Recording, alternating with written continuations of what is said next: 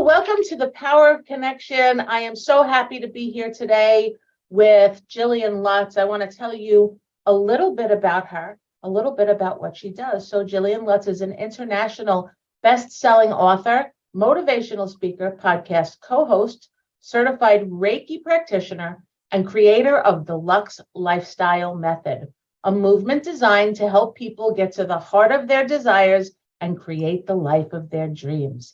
Jillian has over 15 years of experience working in public education as a teacher, district level administrator, and consultant.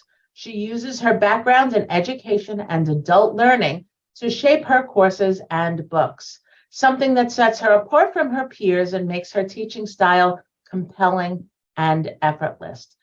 Through her Luxe Lifestyle Method, Jillian guides her clients through a deep self-discovery process as they radically shift into the best version of themselves. She believes that rediscovering who we are on a soul level will allow people to begin living life on their terms. Through her program, she also provides integration and embodiment support so clients can create aligned, sustainable changes and habits as they begin living out their best lives. Her goal is to teach people how to go within and rediscover who they truly are at a soul level, while also helping to guide them to live out their soul's purpose. Jillian, what a big undertaking. Welcome to the Power of Connection. Thank you so much for having me. I'm excited to be chatting with you today. I am so happy to have you here. You know, one of the things that we always talk about on the Power of Connection is how people got from here to there, and how people, you know, the actual power of connection. So we were connected by Danielle Massey. We had Danielle on the podcast a couple of weeks ago. She just is so amazing. She helped me tremendously through my journey, and that's how we got connected. So were you one of her shadow seeker people like I was? Yes, I was. I actually was part of one of her courses as well. Went through all the shadow work stuff, and it was just amazing. Working with Danielle was phenomenal. Yeah. And so I found that before I worked with her, I had this feeling like something was, I don't know, something was missing, that there was something that I was supposed to do, I felt like I kept getting to this spot and there was like some kind of ceiling that I kept hitting. You're nodding your head. Is that a similar thing for you? Yes, absolutely. So I personally started my self-growth journey, I don't know, maybe 5-6 years ago. And I did a lot of the other inner work. And I got to a point where I know so much. I know so many different modalities, and I incorporate a lot of that into my life. But just like you, I was hitting a block and I couldn't figure out what it was. How do I get past it? What do I do? So really taking the time to even dive into shadow work was amazing, because there's so much at our subconscious level that we don't even know about. Or I would even say unconscious, right? Because they're subconscious. Yes, you kind of have a little bit of awareness too, but what's underneath that unconscious, you have no clue. No. And you know what was one of the funniest things, I think? So I'm a reasonably intelligent woman, and you know, I'm open to a lot of different things. And when we first started, and she does these really great deep meditations. Yeah. And I kept thinking, like, here I am in the stratosphere, right? My mind is all over the place, and I'm finding my spirit guide and all these things. I'm thinking to myself, either I'm crazy or this is a whole thing that I didn't even realize was there. Yeah. And the other women in the group started to talk about their, you know, what they saw in their meditation. I was like, oh, wait a minute, maybe I'm not crazy. Yes. And you know what? Two things popped into my mind as you were talking is one, the power of doing work like that in a group, right? Because one, you don't feel alone. You're able to recognize that the things you're thinking and feeling aren't bizarre because other people are too. And you get to learn from that group atmosphere. As everybody else is talking, it's just so beautiful. And, you know, for you with this podcast and talking about that power of connection, being in a group container, doing work so deep like that is so valuable because, like you said, you build those connections. And I'm sure you still Yes, talk to some of the women that you did yours I with do. too. I do. Yeah. And so you build that connection, but I think that that's really part of the beginning of Yeah. understanding how powerful our, like our soul sisters are, the people that we're Hmm. just connected to on a soulful level. And for anybody that hasn't experienced anything like this, it's it's it's this stuff that people have written about for ions, for forever, that they had an experience, Yes. and they wrote about it because it was so powerful for them. Hmm. So you had been doing all of this other soul searching, right? You had been doing self work and trying to find this and that, like you were trying to find your missing piece. You were a teacher. So here you are as a teacher, and are you kind of double dipping and doing all of this, deep down work while you're a teacher? How did this whole other avenue of what you do get started? Right. That is a great question. So, how did I even get started? So much like you had mentioned that you feel that you yourself are a very intelligent person. You like to try to figure out why things work, how things work, that kind of thing. And I'm the same way. So rewind about 6 or 7 years, and I had found myself in a not so great relationship. I was with somebody for about 5 years. We were living together, and it had turned into and I hate to use the word abusive, but it turned into an abusive relationship. It was emotionally abusive, it was mentally abusive. And a lot of women don't even talk about that because there's no proof, there's no bruises, if you will. Right. And we just think, okay, well, this is just how relationships work, and I need to figure out how to make it work. And I had gotten to a point where I realized that I wasn't happy anymore. And I had lost pieces of myself. I felt like I was living a life for someone else. Yes. So when that relationship ended, I was lost because I didn't know who I was anymore. I had given so much of myself and transformed so much of myself to try to make this other person happy. So I was lost. And like most people, I went to therapy. I found myself a great therapist, and I did that for a while. But because I know too much, I got very good at telling the therapist what they wanted to hear. Like I Yeah. knew what their response, like what they were waiting for. I knew it. Like I could have driving to the therapist, and I'll never forget this, driving to the therapist's office, I would sit there and have the conversation with myself in my head that I knew we were going to have in the office. So like I was preparing, but that's the thing is my brain, my intellect, I will say my intellect could tell me all the things I needed to know. Mm-hmm. But there was something that wasn't connecting my intellect to actually feeling and believing that these things were true. There was that connection missing. Yeah. So I was at a loss. I said, okay, like what else is there? Because yes, this therapist has helped me through some of it, but now I hit a block. Like now I need to go deeper. Yeah. And because when we ask, we receive, I met, and again, you say these connections, it's really all about connections. Yes, it I is. was setting up for, so during the time I was the director of math and science for a school district out in New Jersey. And we were setting up our STEM expo, and we get vendors. It's this huge thing. So we were calling out vendors. And one of the women that happened to be on the list of vendors that I was calling was a woman that we had worked with before. She came in and she had done some things, taught a yoga class to some of the high school students. So we were inviting her back to see if she wanted to be a vendor, if she wanted to do something. And lo and behold, I had this weird feeling in the gut, in my pit, in my stomach. So I Mhm. was like, okay, I go home, and what do? You social media stalk. So I went on Yeah. and I like looked up this woman on Facebook. I looked her up on Instagram, and I recognized that she was a coach. So she was a coach that was also working with women. And strangely enough, that Friday night, 2 days later, she was hosting a women's circle at a local yoga studio that was 5 minutes from my house. It's funny how the universe works. Right. So it's like, I've never gone to anything like this before. Like, I don't know what to expect. I know that I need to find something else. I need to find another outlet. Let's just go and see what this is all about. And I can see in my mind's eye the circle of women that were at this first women's circle.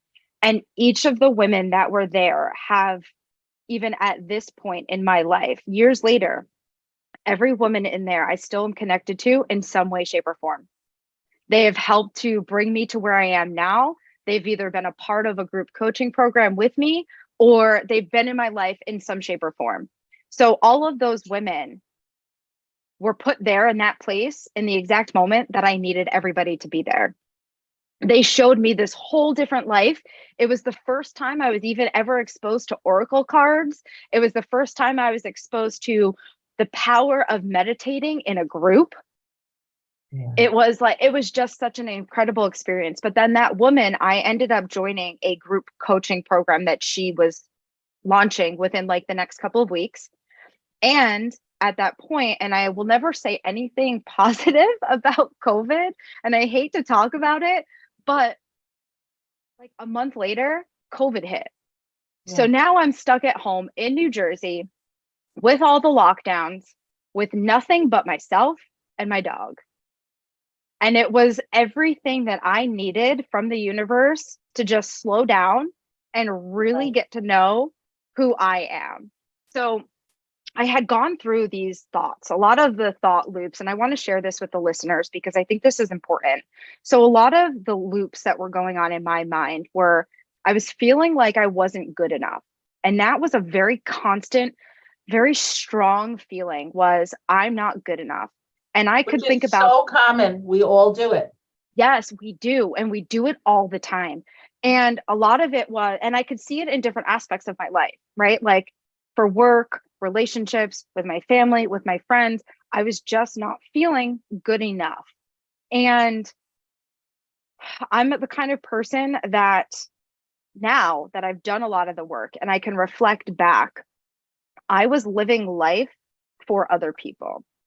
The thing that brought me joy and made me feel good about myself was when other people were recognizing what I was doing and giving me positive feedback. So I was living for validation from outside. Yes. I was relying on everybody else but myself. Yeah. So then I was like, okay, so now, yes, it's COVID, but COVID started dying down. So I'm like, okay, I need to start dating again. Like I need to put myself out there. It's been enough time. And what I was recognizing was I kept attracting the same type of man. Right? So it's like, okay, what the F? Like, what is going on? Why is this a reoccurring pattern? So of course, that throws you into that loop of there's something wrong with me, right? Like, what is wrong with me? But I had this like really surreal aha moment during a meditation where it all kind of clicked for me, because we think about it in such a negative connotation when we say, well, there's something wrong with me that I'm attracting these people. And we don't like to believe that, because we don't want to believe that. We don't want to believe anything's wrong with us, because it really is the person, they're just not your person. However, when we think about people coming into our lives and we think about attracting things into our lives, it really does matter about who you are. So yes, like we say, what is wrong with me? And we don't want to say what's wrong with me. But at the end of the day, the better question, that is the question, like, what is wrong, right? Like, what is wrong? But you have to ask it from a very objective place and notice that you're not attacking yourself. You're not criticizing yourself. It's more about what is going on internally, right? That these are the things. Yes. So it's like, why am I attracting these types of people? And that was that aha moment that I needed for myself to realize that I can sit here and play woe is me and play victim and say, well, what's wrong with me, and go down that rabbit hole. Or I could stay in the lane that I want to be in and say, okay, like there is something energetically or something that is off inside, and I need to fix that, because until I fix that, I'm going to continue attracting all of the crap Yes. into my life. Nothing changes if nothing changes, right? Yes. Yes. So that is really when I had that moment, was really when I started thinking like, all right, I really need to learn who I am. I need to stop thinking about people pleasing. I need to And it's stop almost worrying. not okay. It's almost not like socially, it's almost not okay to like figure your stuff out. It's almost not okay to withdraw and be like, you know what? This isn't good for me. We can't say no, because of that people pleasing piece of it. Yes. And you almost feel guilty for putting yourself first, which is so bad. But see, now these are the things that I want my clients that I work with to break those habits, because we are so conditioned by society. And it's really sad to say. And I speak from a person that, yes, went through school, went back. I have 3 advanced degrees. For me, being in school was where I felt safe, because it was structured. I was told what to do. I was given the blueprint to be successful. And as long as I followed Right. the You path, weren't breaking any molds. You weren't paving Nope. any new roads. You were just following along. I was following along and I was doing what I needed to do. And as far as my career is concerned, I was doing it in my career as well. I worked really hard to work myself up and get into the administrative side of education. And I was young. I was a young female when I went from teaching into administration. So like that itself was a huge accomplishment, but I see it as kind of like a shield, right? Like I used all of that as a shield, because I was getting the validation from the outside that I know I needed, but yet I was still living that structure that was created by society. Like why do I So need to be? when you were in this situation and you were living in this structured life, when you went home, was there an emptiness? Were you lost? Like, were you lost without that structure? Like there was no Jillian, it was just Jillian the teacher or Jillian the administrator, or tell me more about that. 1,000%, because I wouldn't come home and shut off. I brought so much work home. I became work. Like my life was work. Yeah. So many times people would say to me for years, what do you do as a hobby? What hobby? I don't have a hobby. And that was always my answer until I started doing the inner work. Once I started doing the inner work, I realized that I needed to start making decisions for me, because you learn. How did you start? What did you start doing besides this? I jumped into, so for me, education and learning and having facts, like I need facts, because that's just how my brain works. So I started using self-discovery tools to give me those facts, if you will. So the 2 that I used originally were astrology, diving into my astro chart, and then human design, diving into my human design chart. When you look at those 2 systems, if you will, what those systems do is they take like a snapshot of the sky at the time in which you were born. So everybody has their own specific blueprint, their specific genetic blueprint that is who they are. And it's based upon the time, it's based upon the place. So you and I could have been born on the exact same day, the exact same time, in different places in the world. So our charts are going to be different because we're in different places. Right. And because of that, and I know it sounds frou-frou, and there's a lot of people out in the world that are like, astrology, come on now, like that's so woo-woo, no one believes in that. But it is so accurate. It's disgusting how accurate it is, because it's like it finally gives you answers as to why you respond the way that you do in certain situations. It helps you to understand, what is it that I need to fulfill my emotional needs from a partner? What is it that I need to be able to make decisions for myself?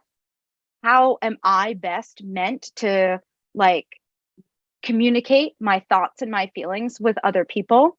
And really using those two systems, it really helped me. And I have so many journals that I've got like infographics and my charts and all of the notes around the charts. And Yeah. because it's a never ending process, you know, and these are things that still to this day, years later, I spend time going back and looking over my chart and reading some of the things because you learn something new every time. And Yeah. it's really not just, and one of the things that I've been diving into lately, I've been diving very hard into the gene keys. And the gene keys take everything to like a millionth degree. So I've never it's heard of the gene keys. the gene keys are incredible because so the person that's created gene keys, his name is Richard Rudd, and he worked underneath the person that designed and created human design. Okay. So everything is kind of built off the next. So when they created the human design system, they used astrology as their baseline and Mhm. then learned more, studied more, and figured out more. When you think about Gene Keys takes astrology, human design, and a whole bunch of new stuff and compiles this whole new profile, this beautiful like Gene Key profile. So now you're able to look at something that combines almost all three together. And Wow. Richard Rudd uses a word that I absolutely love. When we think about studying ourselves, he uses the word contemplation. And why I like that word is because when we think of the word contemplation, it is so heavy and it is so powerful because it's not just I'm reading this book and I'm reading this information. It's I'm reading the information and I'm digesting it. I'm going to meditate on it. I'm going to figure out how it applies to me. And I'm going to figure out how to make shifts in my life so that I can live the best path to live the best life. So powerful. It is. And so you are so focused and so driven to help other people find their way. How did you get there? So, natural born teacher. That is me, right? So I often wonder like did I choose the wrong profession? And I had this conversation with a friend a couple of days ago that back when we were in school, we really didn't know what jobs were out there. It was either what your parents did, what your friends' Right. parents did, It's or, almost totally unfair to expect, 17, 18, 20-year-old people to know what they're going to do for their whole life. yes. And I completely agree. And we don't know enough. Like I wasn't exposed to different career opportunities. So I thought, okay, like I love to help people and I Right. love to teach people new things and I'm really good at it. So teaching, sure, absolutely. But then when you start doing this inner work, you start learning things about yourself and then you start questioning. And it's like, okay, yeah, like I'm good at this because I'm good at helping people. I'm good at taking complex things and making it easy to digest. Like that's what I do. So how can I use those skills to help people in other areas of their life? Because it really is. So when I think about all that I've done, so even just to backtrack just a little bit, because I don't even think I mentioned this, I got to a point in my self journey or my self discovery journey where I realized that I needed to start making decisions for me. And I decided that I was going to move across the country, like on a whim. Like my parents were shocked when I told them. I was like, You okay, just knew. I just knew. I felt it. I felt it. I said, I can't live here. This is not where I'm meant to thrive and be successful. So there's nothing keeping me here in New Jersey. So I'm going to move. And I up and moved to Arizona. And funny enough, How did to you pick a spot? so my dad and my stepmom actually live out here. They've been out here for about 5 years now, or going on 6 actually. And I came out to visit them and I flew home and now it's COVID. So we're sitting in our house. We can't do anything. Everything we Right. can do outside, was outside, but then we got slammed with 3 feet of snow. And then we got slammed with 3 feet of snow again. So now I'm in my house and I'm like, what am I like? This is not a life to live. Like I can't live life like this. You know, Right. I always had issues with the winter time. The dark and the cold always bothered me. So I'm like, I need to go where there is sun all the time. So I actually even one of the women that I met at that very first women's circle started diving into astrogeography. So I met with her and she read my astrogeo chart and saw that one of my sun line went directly through Phoenix. The second I saw that, I was like, okay, you just solidified my We're move. out of here. Like you just solidified it. Oh So my thank goodness. you.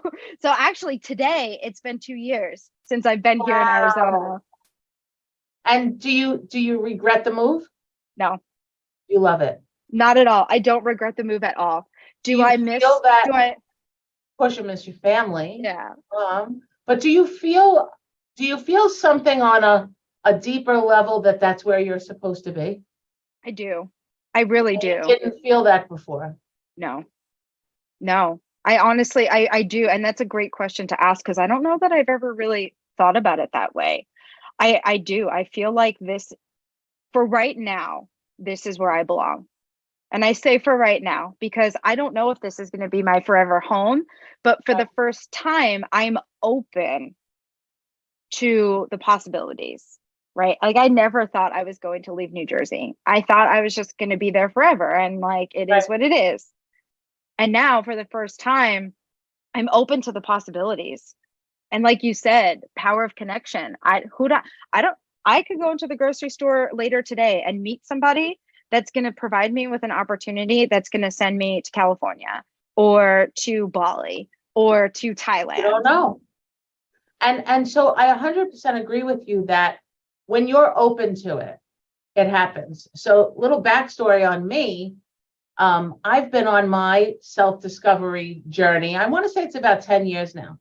I met a man, he was an older man, and at an event, I was speaking on solar and real estate and blah, blah, blah.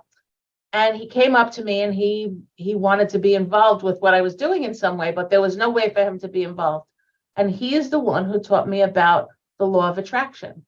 I had not known about any of the power of energy. I didn't know about any of that. So this man came into my life, taught me about it to the point that now I have to dive in and figure this whole thing out because at first I was like, it's a little like you say woo woo, right? I was like, Yes. no, you telling me there's this woman and she's got a spirit guide and he talks to her and she sits there. I'm like, come on.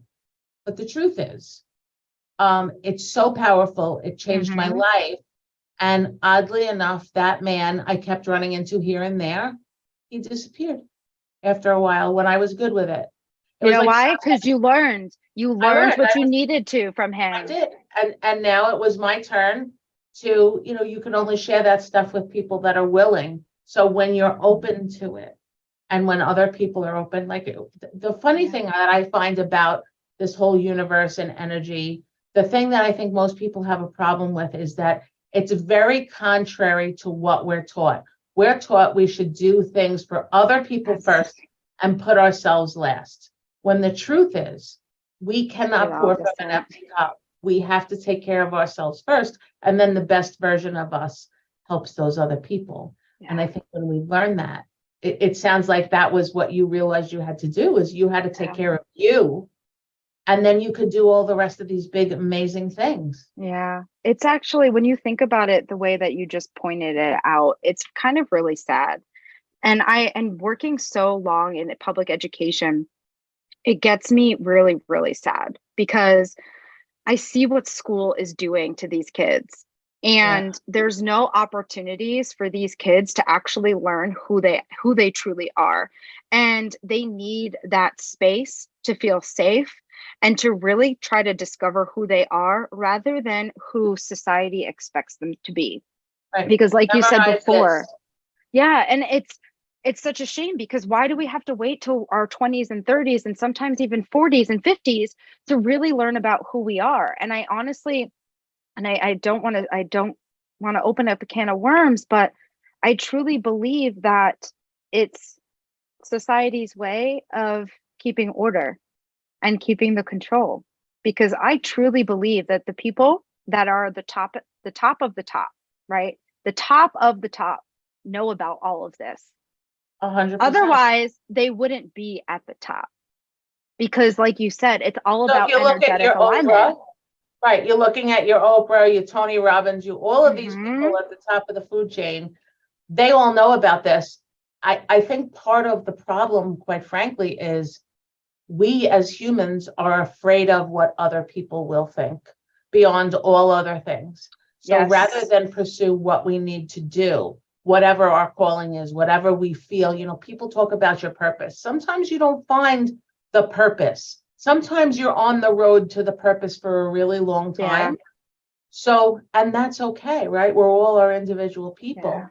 But I think that in order to get there, and we have to be given our space and somehow give the people that we care about permission to figure their stuff out. Yeah. You know, Yeah.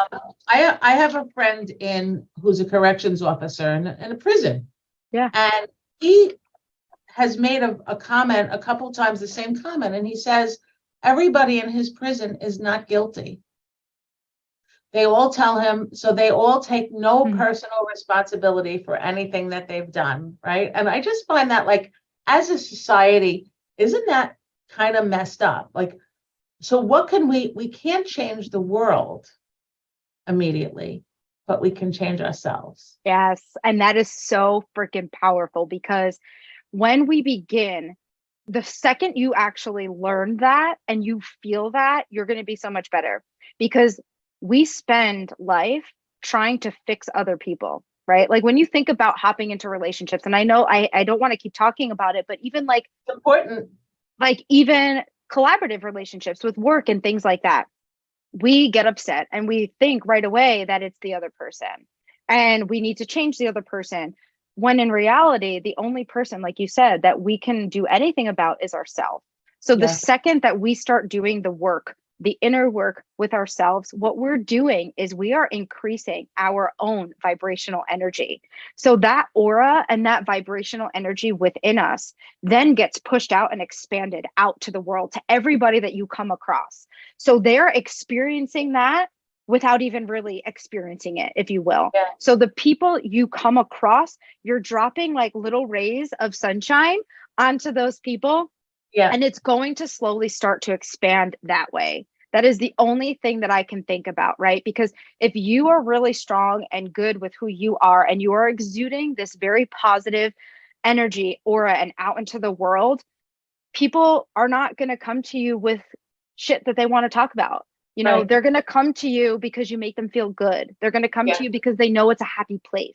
So you're going to start seeing those shifts in others when you start focusing on yourself. Yes. And one of the things that I found, I felt that I always had been tolerant of other people and very polite, and I just tried to give everybody their space, and I was just so nice. And not that there's anything wrong with that, but I put myself last. And Mm. when I started to really evolve, so about 10 years ago, I started to make all of these discoveries. I realized that what I was willing to tolerate before, in terms of how I was, the room that I was in, what the energy felt like. Are they great, positive people, or are they nasty, miserable, complaining people? And I realized that the deeper I got into this and the more that I evolved myself, like, if I was around somebody miserable, it would suck the life out of me. It's like it takes the air out of my lungs and I have to go. Mm-hmm. So it's just so funny, as we evolve and as our whole being evolves, that there's only so Yeah. much that we'll take. Yeah. It really is about that initial awareness. Mhm. Once somebody has that initial awareness, the doors open and it's like it opens up to this magical kingdom because there's so much. And yes, I do specific things with clients that I work with because it's things that have helped me on my journey. Right. But there's so many things out there for people that they don't have to do things the same way, right? Like you may find that you love yoga. I may not. I love working with crystals, or I love like, so there's different avenues for people to explore. And I think it's great for people to know that too, because Yeah. it's not a one size fits all. You have to try things and you have to be willing to learn Yeah. and explore. Just amazing. So you continued on this journey. You're coaching, you're helping people. You have written a book, have you not? I have. Tell me about that. I actually have it sitting right here. Let's see.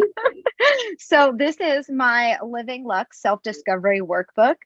And the idea behind this is one of my gifts is I can take a lot of complex stuff and make it so that it's easier to digest.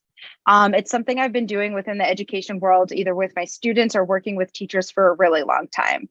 I love the whole idea of working smarter, not harder. So that was my thought behind creating this book. And with this workbook, what I do is I guide the readers through using the 4 self-discovery tools that I like, the basic 4 self-discovery tools, but I really leave it at a basic level. And I try to give the readers something easy to digest in the hopes that something like this could just be that dipping their toes in. That is what opens their minds to saying, wow, there's so much more. Because if you make it digestible, kind of like you're holding with this workbook, you're holding their hand into this amazing world that they didn't know existed. Yes, teaching them to empower themselves also too, when you think about it, because yes, somebody can sit here and do it for you, but at the same time, your self-discovery journey is one that you have to be the conductor of. You have to want it and you have to make it look how it's going to be best for you. So while yes, I give you the guidelines, I give you the information that you need, what you do with it after is up to you. So I've also included a lot of like journal prompts in here to really get them thinking and diving in. So once you discover these pieces in your human design chart, okay, now what? So then the next couple of pages are, if you found that you're a manifesting generator, here's your journal, your journal questions, and work through those. And then the end, I kind of combine all 4 because so I chose 4 for a reason. The first 2 is your astrology and human design.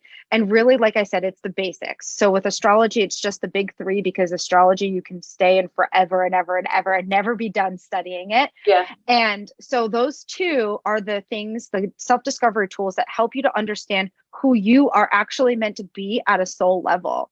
And then the next, I talk about Ayurveda and the doshas within Ayurveda, because for me, energy is important. So if we're not balancing the energy that's within our bodies, then the other stuff before is not helpful. So it's getting to learn who you are at the core, then learning about your energy inside your body and how to balance that either with exercise or sleep routine or your food that you eat, because Ayurveda is huge. And then the last, we go into the Dharma archetypes that then talks about helping you discover what your purpose and what your passion is in life. So it's learning who you are, who you're meant to be, how to balance those energies. And then now we're going to figure out where your gifts are and how to use these gifts to help you live out your life's purpose. Wow. You know, I have to hand it to you because, you know, there are people that you meet, you know, every day and they say, and I would like to do this and I would like to do that. And you just dove in, you dug it up, you chewed it up, you put it together, you put it out there for other people. You're so just passionate and eloquent. And I cannot wait. I'm getting the book. Oh, thank you. Wait to dig in. Seriously, because when I think about it, I have spent years of my life. So I'm in my late 50s. I only woke up from this crazy false life when I was just about 50, you know, maybe 48 or so. And I was more than a little annoyed that I didn't know about this before, right? I had gone through a lot of big things in my life. But you make it so simple, and I worked so hard to get there, right? So you're basically giving the shortcut. And I'm thinking, okay, well, I don't have a whole lot of time to waste. I'm going to be old in 5 minutes. So I can because like, what if you got the secrets and the shortcuts in there and I missed them? So I'm getting it on Amazon so we could get it on Amazon, right? I have a Prime account. I'll have it tomorrow. You'll have it tomorrow. Tell us again the name of the book. So it is the Living Luxe Self-Discovery Workbook. I am so excited. We're going to put that in the bottom of everything that we do. Jillian, it has been so cool to speak to you. And I just like, I don't know you that well, but I'm so stinking proud of you. Like you go, Thank girl. you. Like I think that the fact that as a younger person, you just was so determined to evolve and to be that better version of yourself. And you saw when it was, it just didn't feel right. And you went to fix that. And I think that's what so many should aspire to. It's okay to want more, but you Yeah. have to get it. You have to So work for it. You you can have do to all, work for you can it. do all the foo-foo and woo-woo, but if you don't take action, it does you no good. Yes. Absolutely. Amazing. 1000%. Jillian, amazing. I'm so happy we got to have this talk. And Me I hope too. all of the listeners get more information on you. We'll put all your social channels up. We'll include everything, and they should reach out to you. So, Jillian, thank you. Thank you. Thank you so much for having me and having this amazing conversation. It has truly been my pleasure. I'll talk to you soon. Thanks. Bye. Thank you for joining us at The Power of Connection.